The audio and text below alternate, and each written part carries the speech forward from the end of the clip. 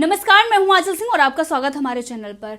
महाराष्ट्र में अब उद्धव ठाकरे जिस तरीके से उनकी बौखलाहट सामने आई है, क्योंकि राजस्थान में कांग्रेस की सरकार गिर रही है और अब महाराष्ट्र में भी जो सियासी उथल पुथल चल रहा है, आपसी मतभेद चल रहे हैं, ये कहा जा रहा है कि आने वाले दिनों में महाराष्ट्र सरकार पर भी खतरा है। और इसीलिए उद्धव ठाकरे जिस तरीके से बयान दे रहे हैं और ये कह रहे हैं, खुला वो ऑफर दे रहे हैं कि मेरी सरकार जिसको गिराना है वो गिरा सकता है। लेकिन अगर महाराष्ट्र में सरकार गिरती है तो सबसे ज्यादा अगर कोई इसमें किस तरीके की बयानबाजी करेगा तो वो उद्धव ठाकरे हैं, क्योंकि उस सत्ता के लालच में, मुख्यमंत्री बनने की चाह में उन्होंने दो पार्टियों से गठबंधन करके सरकार बनाई। इसी मुद्दे पर हमारे साथ हैं चर्चा के लिए राजनीतिक विश्लेषक पवन त्यागी। सर, आपका स्वागत हमारे चैनल पर। सर, उद्धव ठाकरे का जो बयान आया है और उन्होंने ये कहा है कि जिसको मेरी सरकार गिरानी है वो गिरा रहे। लोगों का ये कहना है कि अगस्त सितंबर तक महाराष्ट्र में सरकार गिर जाएगी, तो मैं उनसे ये कहना चाहूंगा कि वो अभी सरकार गिराएं, स्टीयरिंग मेरे हाथ में है। इस बयान पर आप क्या कहेंगे उद्धव ठाकरे को? देखिए, वही बात है, ये जैसे कि उदाहरण दे रहे हैं और ये कहते हैं जी मैं तो रिक्शे में चलने वाला हूँ, क्योंकि इसमें फडणवीस ने कुछ दिन पहले ये कहा था कि ये 3 पहियों की सरकार है और ये कब गिर जाएगी कुछ पता नहीं। इस पे इन्होंने तंज किया है कि मैं तो 3 पहिए के रिक्शा में ही चलने वाला हूँ, मैं बुलेट ट्रेन में चलने वाला नहीं हूँ। तो आपको बता दूं कि ये बुलेट ट्रेन में ना चलने की बात कहकर और अपने को रिक्शे वाला बताकर जो जनता का मूर्ख बनाने की कोशिश कर रहे हैं, इनका बेटा करोड़ों की फरारी और ऑडी गाड़ी में घूमता है। ये जो है इनके शौक हैं कि इनके बच्चों के लिए भी इन्होंने करोड़ों की गाड़ियां दे रखी हैं।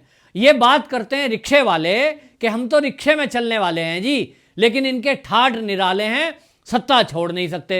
सत्ता को पाने के लिए इन्होंने, उद्धव ठाकरे ने अपने पिताजी के द्वारा जो स्थापित मूल्य किए गए थे, जो हिंदुत्व के एजेंडे को लेकर के शिवसेना की स्थापना की गई थी, जिस मुद्दे को लेकर के चली थी, अयोध्या के मुद्दे को, जिसको लेकर के पूरे देश के हिंदुओं में कुछ साख बनी थी शिवसेना की, इन्होंने वो सारे मुद्दे छोड़ दिए और केवल एक मुद्दा याद रखा, सिंहासन। और उस सिंहासन के लिए इन्होंने बरसों पुराना अपना एक साथी जो भाजपा था उसको छोड़ दिया, उसके साथ धोखा दिया। जनता इनको कभी भी माफ नहीं करेगी। ये देख रही है सारी जनता किस तरह से ये तुष्टीकरण की नीति पे आ गए, किस तरह से इन्होंने मस्जिदों की, कोई वहां जब कोरोना फैल रहा था तो मस्जिदों की तलाशियां नहीं होने दी, और आज ये राम मंदिर पर भी सवाल uठाते हैं। इनको शर्म नहीं आती कि इनके पिताजी ने शिवसेना की जो स्थापना की थी, जिसको हिंदुत्व को लेकर के, जिस राम मंदिर को लेकर के आंदोलन किए थे शिवसेना ने, आज ये उसके भूमि पूजन पर सवाल उठा रहे हैं। क्या इनको धर्म और संस्कृति का बिल्कुल ज्ञान नहीं है? भारतीय संस्कृति का इनको बिल्कुल ज्ञान नहीं है? आज ये कहते हैं कि उसको जो है वीडियो कॉन्फ्रेंसिंग के जरिए ऑनलाइन क्यों नहीं मोदी जी उसका भूमि पूजन कर सकते? अच्छा, तो तुम भी अपने घर में रोज दिया क्या कंप्यूटर पे चलाते हो? मुझे शर्म आती है इनके चरित्र पर कि कैसा हिंदू है, कैसा संस्कार है, अपने पिताजी का पूरा गुण भूल गए सारे के सारे। क्या आपको बिल्कुल ज्ञान नहीं है? आप किसी मुसलमान को अब कह देना जरा ईद आने वाली है, हिम्मत है तो। आपने हिंदुओं को तो सवाल उठा दिया कि भूमि पूजन ये ऑनलाइन कर लो, वीडियो में ईद मनाने ला, मस्जिद जाने की कभी भी जरूरत नहीं है। कह के दिखाना अगर आप में हिम्मत है। आप भी केवल हिंदुओं को कहने की हिम्मत रख सकते हो, मुसलमानों को आपके अंदर कहने की हिम्मत नहीं है, क्योंकि आपने शिवसेना का मूल गुण, डीएनए आपने चेंज कर दिया। अब आपकी शिवसेना का पूरा ब्लड आपने खत्म कर दिया। अब उसके अंदर ये कांग्रेसी ब्लड घुस चुका है और ये कांग्रेसी डीएनए बोल रहा है। ये आपकी भाषा हो ही नहीं सकती। ये किसी शिवसेना की, शिवसैनिक की और किसी ये जो है बाल ठाकरे की औलाद की भाषा हो नहीं सकती कि वो आज राम मंदिर की भूमि पूजन पर सवाल उठाए। इनके लिए तो आज खुशी की बात होनी थी कि मेरे पिताजी जिस बात को पूरा नहीं कर पाए, उनका सपना था कि भव्य राम का मंदिर बने, वो आज सपना पूरा होने जा रहा है। देश में राष्ट्रीय स्वयंसेवक संघ और भाजपा ने, विश्व हिंदू परिषद ने और संत समाज ने जो सपना देखा था वो आज पूरा होने जा रहा है। ये गर्व से कहते मैं भी तुम्हारे साथ हूं, और आराम से मोदी जी को कहते मेरा भी मन है जी, मैं भी आना चाहता हूं। ये तो धमकी दे रहे हैं। कि कैसे नहीं बुलाएंगे, हम भी चले जाएंगे। इनका जो संजय राउत है वो किस तरह की बातें करता है, संजय ऊत कहता हूं मैं उसे, उल्टी पुल्टी बातें बोलता है। मतलब उसको हर वो बात करनी है जो भाजपा और शिवसेना के बीच दूरियां बढ़ाए।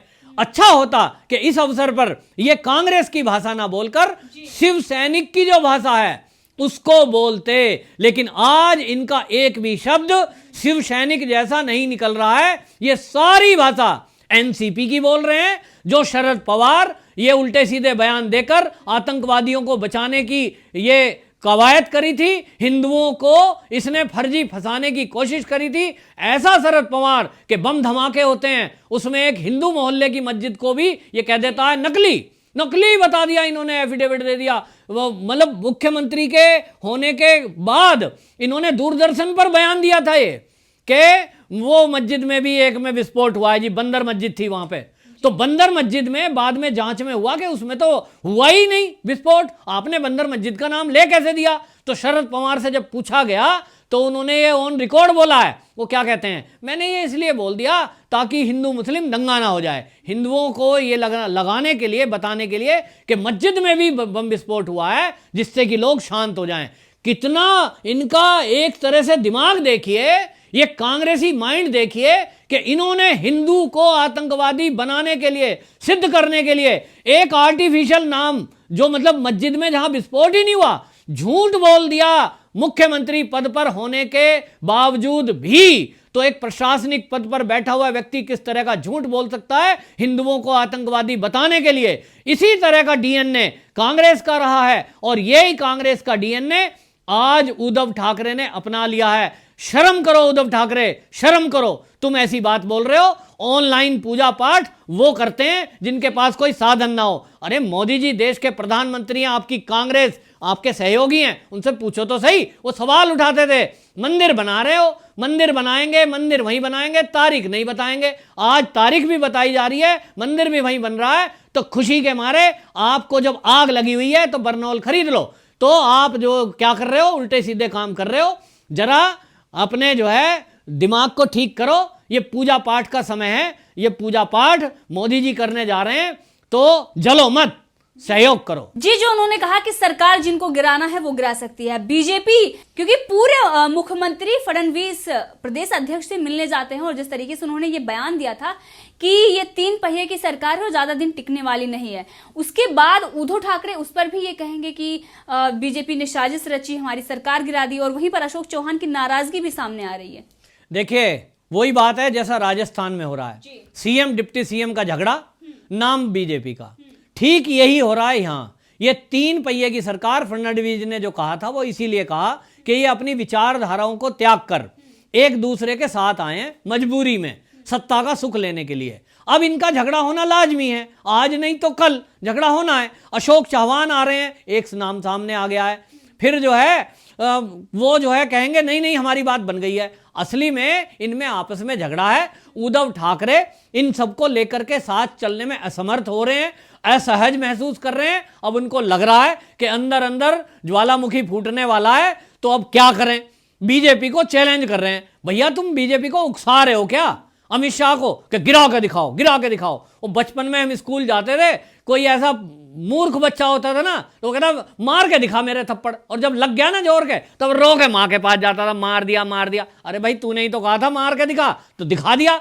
ऐसे अब ये कह रहे हैं सरकार गिरा के दिखा। भाई चैलेंज मत करो, वो अमित शाह हैं, चाहेंगे तो कुछ भी कर सकते हैं, पर वो अभी चाह नहीं रहे। क्योंकि चाहेंगे क्यों? वो लोकतांत्रिक पार्टी है भाजपा, वो कभी भी अलोकतांत्रिक काम करते नहीं है। लेकिन जब आप आपस में झगड़ोगे, आपके गुट झगड़ेंगे और फिर बीजेपी से संपर्क करेंगे कि साहब हमारी दाल गल नहीं रही अब उद्धव ठाकरे के साथ, हमें अपने साथ ले लो, तो भाजपा है, सबको गंगा में स्नान करने का अधिकार है, तो गंगा में आ जाओ भाई, गोता तुम भी लगा लो। तो भाजपा बुला लेगी। जब भाजपा बुला लेगी एनसीपी वालों को, कुछ शिव सैनिकों को, कुछ कांग्रेसियों को, फिर ये हल्ला करेंगे, अरे हमारे तोड़ लिए, हमारे तोड़ लिए। भाई तुम्हारा कोई नहीं तोड़ सकता, तुम अपने को बचा के रखो, झगड़ा दूर करके रखो, किसी दूसरे पे आरोप मत लगाओ। अब उद्धव ठाकरे ने चैलेंज कर ही दिया है, तो मैं आपके टीवी चैनल के माध्यम से देवेंद्र फडणवीस और गृह मंत्री अमित शाह जी को कहता हूं कि भैया अब चैलेंज स्वीकार करो और अब जरा कुछ करके दिखाओ,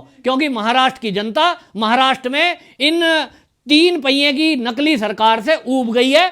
असली हिंदुओं की सरकार, हिंदुत्व की सरकार, राम मंदिर बनाने का वादा करने वाली सरकार और जो कहा सो किया ऐसा करने वाली सरकार देखना चाहती है। अब वह मर्दों की सरकार देखना चाहती है। यह सरकार लोगों के समझ में नहीं आ रही है। तो अब देवेंद्र फडणवीस जी आप जरा संपर्क करिए, अंदर से बात उठी है तो हो सकता है उद्धव ठाकरे ही पूरी पार्टी समेत भाजपा दोबारा ज्वाइन करना चाहते हो। तो अगर ज्वाइन करें तो माफ कर देना, उन्हें पूरी पार्टी को ज्वाइन करा लो। क्या मन में है जरा पूछ लो। जी जी, आपका बहुत बहुत धन्यवाद हमसे जुड़ने के लिए।